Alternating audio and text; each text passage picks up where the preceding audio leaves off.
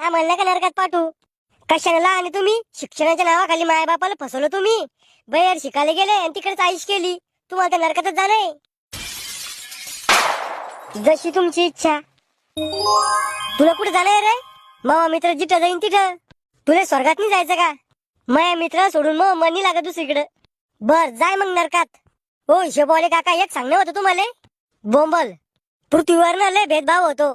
कस काय?